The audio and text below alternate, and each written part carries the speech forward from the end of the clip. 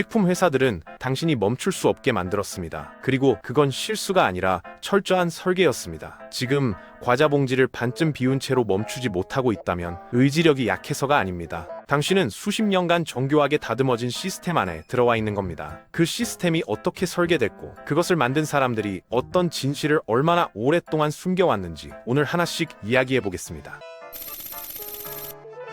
1967년 권위 있는 의학 저널 뉴잉글랜드 저널 오브 메디슨에 심혈관 질환에 관한 논문이 하나 실렸습니다. 그 논문은 심장병의 주범이 지방이라고 결론 내렸고 설탕은 심장 건강과 무관하다고 선언했습니다. 당대 최고 권위의 저널이었기 때문에 아무도 의심하지 않았습니다. 이 논문 하나가 50년 치의 식단 정책을 결정했습니다. 수십 년간 이 논문은 각국의 식단 지침과 공중보건 정책에 영향을 미쳤습니다. 전 세계 사람들이 지방을 피하기 시작했고 저지방 식품이 건강식이라는 믿음 아래 슈퍼마켓 진열대는 저지방 라벨로 가득 채워졌습니다. 2016년 캘리포니아 대학교 샌프란시스코 연구팀이 오랫동안 묻혀있던 내부 문서를 발굴했습니다. 그 논문을 쓴 하버드 대학교 과학자 3명은 설탕 연구재단으로부터 현재 가치로 약 5만 달러에 해당하는 돈을 받은 상태였다는 사실이 드러났습니다. 그리고 이 후원 사실은 논문 어디에도 밝혀지지 않았습니다. 이 내용은 2016년 JAMA 인터널 메디슨 저널에 발표되면서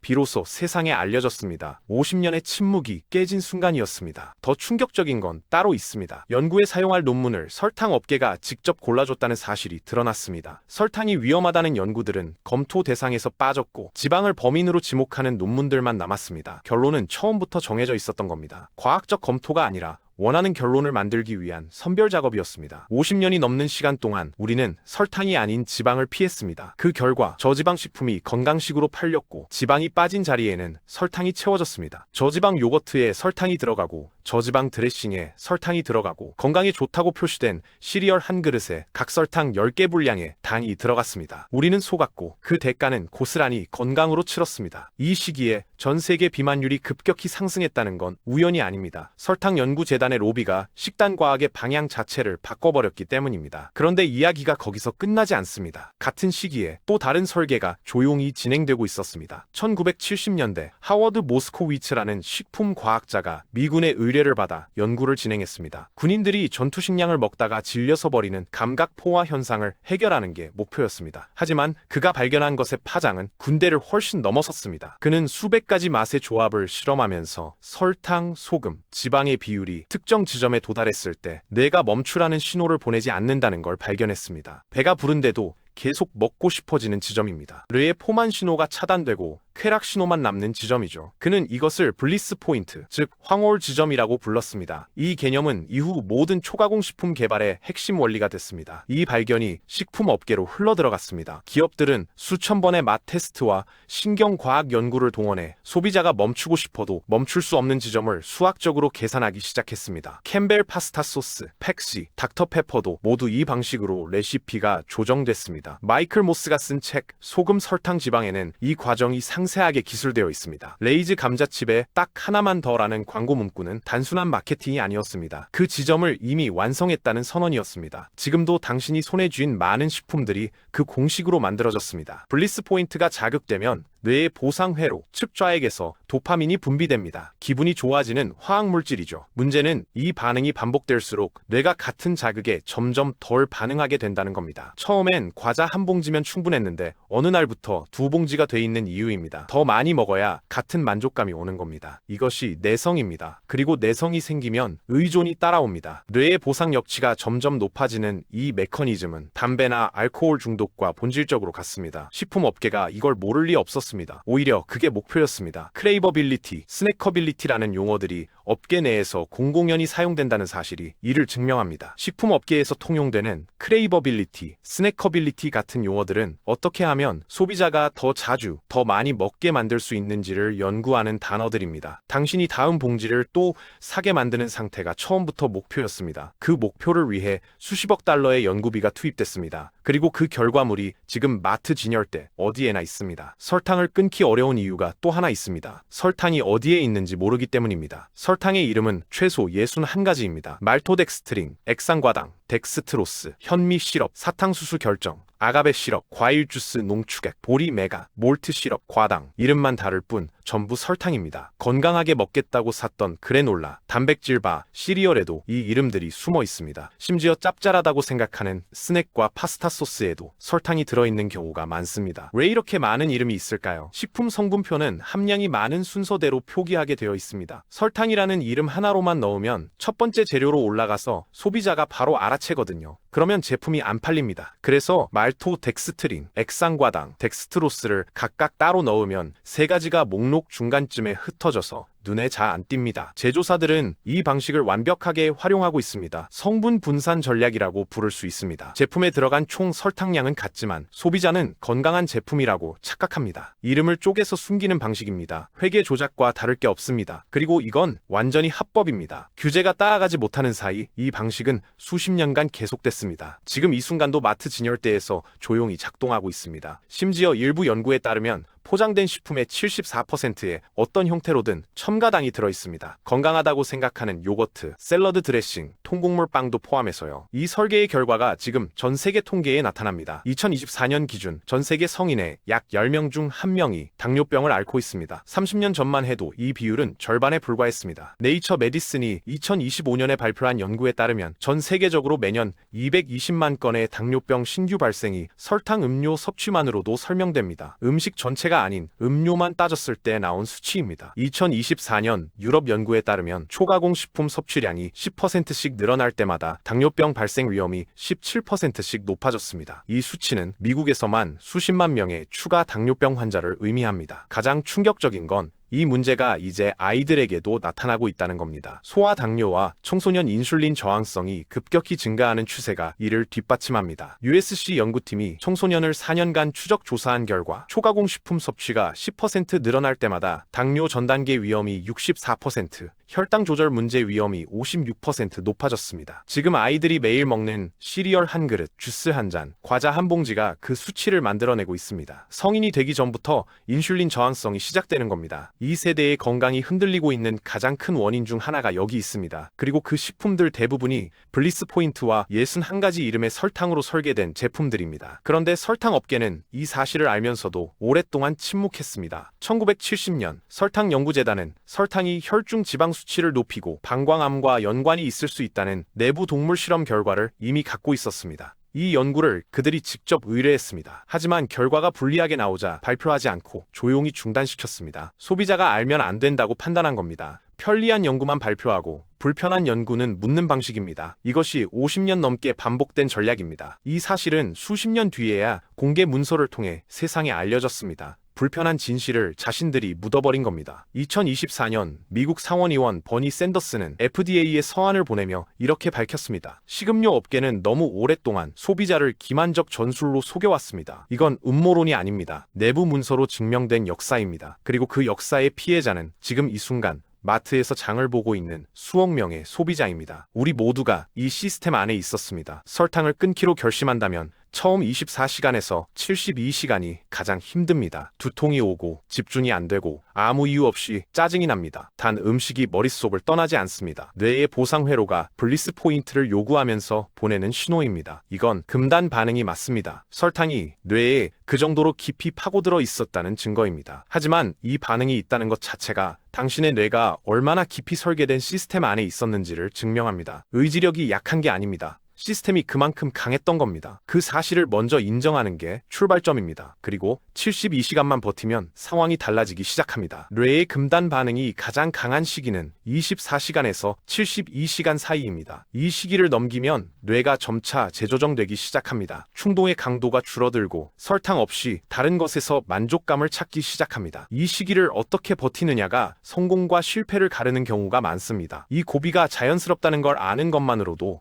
버티는 힘이 달라집니다. 일주일이 지나면 인슐린이 안정되기 시작합니다. 췌장이 더 이상 당을 처리하기 위해 인슐린을 과도하게 분비하지 않아도 됩니다. 세포가 다시 인슐린에 민감해지면서 에너지 공급이 안정적으로 바뀌기 시작합니다. 오후에 갑자기 쏟아지던 졸음과 집중력 저하가 줄어들고 미각이 되살아나면서 음식 본연의 단맛이 느껴지기 시작합니다. 설탕 없이도 사과가 충분히 달게 느껴지는 순간이 옵니다. 미각 수용체가 더 이상 마비 상태가 아닌 겁니다. 2주에서 4주 사이에 도파민 수용체의 민감도가 수치가 회복됩니다. 이제 설탕 없이도 일상적인 것들에서 만족감을 느낄 수 있게 됩니다. 한 달이 지나면 인슐린 수치가 낮아지면서 실제 지방이 빠지기 시작합니다. 이것이 블리스 포인트 없이 작동하는 뇌의 본래 상태입니다. 멜라토닌이 정상화되면서 수면이 깊어지고 장내 유익균이 자리를 잡으면서 소화가 좋아집니다. 이건 단순한 다이어트의 효과가 아닙니다. 설계된 시스템에서 빠져나온 몸이 원래 작동 방식을 회복하는 겁니다. 그리고 이 변화는 대부분 한 달 안에 눈에 띄게 나타납니다. 피부, 에너지, 수면, 집중력, 소화, 동시에 여러 가지가 달라집니다. 설탕을 끊는 건 라벨을 읽는 것에서 시작합니다. 재료 목록에서 OSE로 끝나는 성분이 보이면 설탕입니다. 덱스트로스, 말토스, 수크로스, 프럭토스, 전부 설탕입니다. 시럽이 붙은 것, 현미 시럽, 옥수수 시럽, 몰트 시럽도 설탕입니다. 과일 주스 농축액도 설탕입니다. 건강해 보이는 이름 뒤에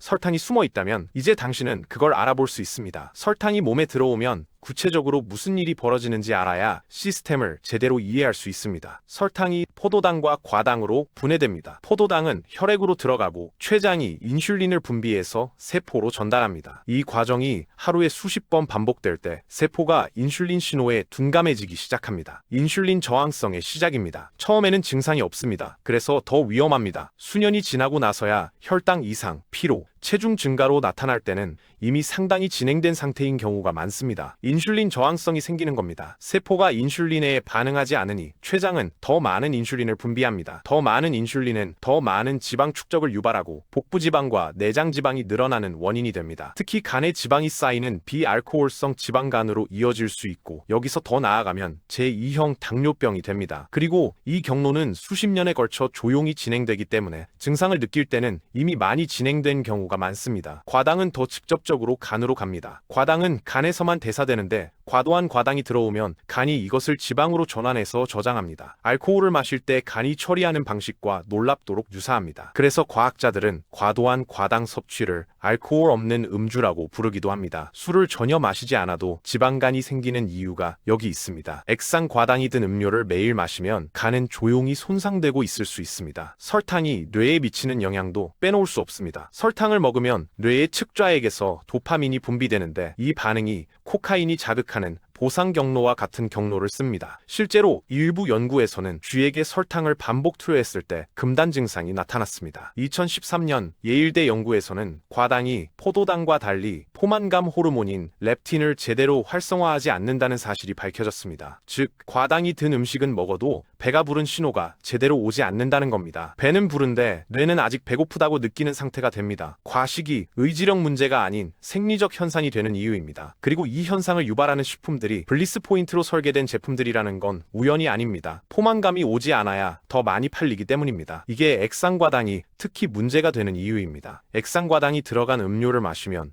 배가 부른 느낌 없이 칼로리만 들어옵니다. 그래서 탄산음료를 마시고 나서도 곧 다시 배가 고파지는 겁니다. 이것 역시 설계된 결과라고 볼 수 있습니다. 배가 부르지 않아야 계속 마시거든요. 탄산음료 한 캔에 약 35g에서 45g의 설탕이 들어있는데 이미 세계보건기구 하루 권장량을 초과합니다. 설탕이 수면에도 영향을 미친다는 사실은 잘 알려져 있지 않습니다. 혈당이 높아졌다가 급격히 떨어지는 과정이 밤사이에도 일어날 수 있는데 그러면 코르티솔이 분비되면서 뇌가 각성 상태로 전환됩니다. 자다가 새벽에 깨거나 자도 피로가 풀리지 않는 이유 중 하나가 여기 있습니다. 설탕이 멜라토닌 분비도 방해해서 수면 주기 자체가 흐트러집니다. 수면 문제를 겪고 있다면 자기 전 2-3시간 안에 먹는 음식의 설탕 함량을 확인해 보는 게 도움이 됩니다. 설탕을 줄이는 것만으로 수면이 개선됐다는 경험이 많은 이유가 여기 있습니다. 설탕이 피부에도 흔적을 남긴다는 연구가 있습니다. 당화라는 반응을 통해 설탕 분자가 콜라겐에 달라붙으면서 콜라겐을 굳히고 탄력을 잃게 만듭니다. 이게 AGE, 즉 최종 당화산물이라는 물질입니다. 피부 노화를 가속시키는 주요 원인 중 하나입니다. 크림이나 시술보다 설탕을 끊는 게 더 강력한 피부 관리가 될 수 있다는 주장이 나오는 이유이기도 합니다. 피부과학 연구들도 고혈당과 피부 노화의 관계를 점점 더 명확하게 밝히고 있습니다. AGE는 피부뿐 아니라 혈관, 신장, 눈의 망막에도 영향을 미칩니다. 당뇨 합병증 중 많은 부분이 AGE와 연관되어 있습니다. 설탕을 끊으면 새로운 AGE 형성 속도가 느려지면서 조직 손상이 줄어들기 시작합니다. 그렇다면 얼마나 섭취해야 안전할까요? 세계보건기구는 하루 첨가당 섭취량을 총 칼로리 칼로리의 10% 미만으로 권장하고 이상적으로는 5% 미만을 목표로 한다고 밝힙니다. 2000칼로리 기준으로 5%는 약 25g, 각설탕 6개 분량입니다. 문제는 가공식품을 조금만 먹어도 이 기준을 훌쩍 넘는다는 겁니다. 미국인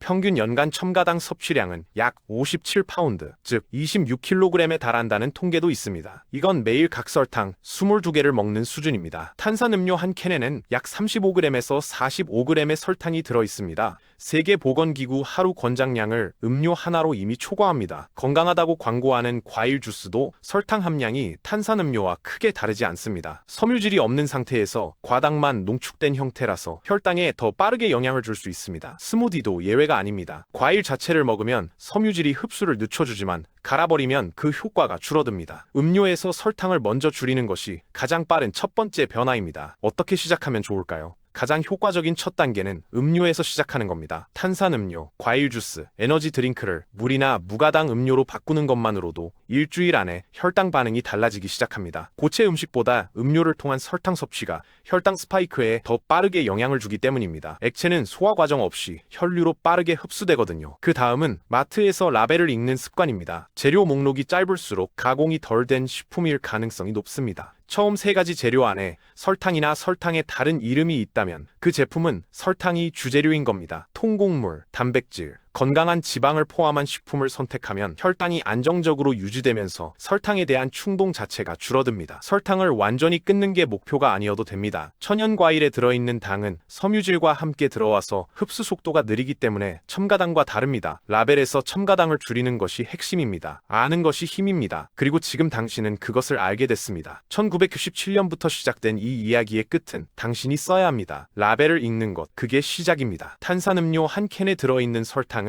약 35g에서 45g입니다. 세계보건기구 하루 권장량을 이미 한 캔으로 초과합니다. 건강하다고 광고하는 과일 주스도 설탕 함량이 탄산음료와 크게 다르지 않습니다. 섬유질이 없는 상태에서 과당만 농축된 형태라서 혈당에 더 빠르게 영향을 줄 수 있습니다. 그렇다면 어떻게 시작하면 좋을까요? 가장 효과적인 첫 단계는 음료에서 시작하는 겁니다. 탄산음료, 과일 주스, 아이스 커피 음료, 에너지 드링크를 물이나 무가당 음료로 바꾸는 것만으로도 일주일 안에 혈당 반응이 달라지기 시작합니다. 고체 음식보다 음료를 통한 설탕 섭취가 혈당 스파이크에 더 빠르게 영향을 주기 때문입니다. 그 다음은 마트에서 라벨을 읽는 습관입니다. 재료 목록이 짧을수록 가공이 덜 된 식품일 가능성이 높습니다. 처음 세 가지 재료 안에 설탕이나 설탕의 다른 이름이 있다면 그 제품은 설탕이 주재료인 겁니다. 그 외에도 통곡물, 단백질, 건강한 지방을 포함한 식품을 선택하면 혈당이 안정적으로 유지되면서 설탕에 대한 충동 자체가 줄어듭니다. 설탕을 완전히 끊는 게 목표가 아니어도 됩니다. 천연 과일에 들어있는 당은 섬유질과 함께 들어와서 흡수 속도가 느리기 때문에 첨가당과는 다릅니다. 라벨에서 첨가당을 줄이는 것이 핵심입니다. 그리고 그 첫 번째 단계는 라벨에 숨겨진 설탕의 이름들을 알아보는 것입니다. 아는 것이 힘입니다. 그리고 지금 당신은 그것을 알게 됐습니다. 기억하세요. 당신이 과자를 멈추지 못한 건 의지가 약해서가 아닙니다. 1967년에 시작된 과학적 조작이 있었고 신경과학으로 설계된 블리스 포인트가 있었고 61가지 이름으로 숨겨진 설탕이 있었습니다. 이 세 가지가 동시에 작동해 왔습니다. 수십 년에 걸쳐 구축된 시스템입니다. 이 시스템은 지금도 작동 중입니다. 하지만 이제 당신은 그 구조를 알았습니다. 라벨을 뒤집어 보는 것, 재료 목록에서 오주로 끝나는 것과 실험률을 찾는 것, 그게 시스템에서 빠져나오는 첫 번째 발걸음입니다. 지금 시작하세요. 그 시작이 몸과 뇌 모두를 바꿉니다. 그리고 그 변화는 지금 이 순간부터 시작됩니다. 더 이상 시스템에 속지 않아도 됩니다.